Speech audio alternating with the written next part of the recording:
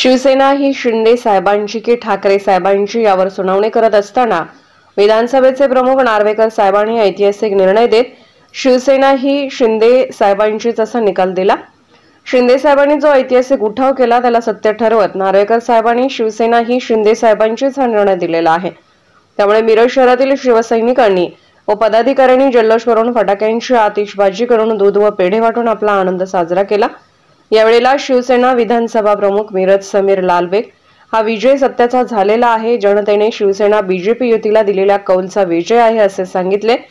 यावेळी मिरज शहर प्रमुख किरण सिंग राजपूत, उपजिल्हा प्रमुख माधव गाडगीळ, वैद्यकीय कक्षचे गजानन मोरे, महिला जिल्हा संघटिका रुक्मिणीताई आंबेगिरी, मोनेरा ताई शेख, हसीना ताई मुल्ला, आनंद सिंग राजपूत, सतीश मेवनकी व पदाधिकारी उपस्थित होते।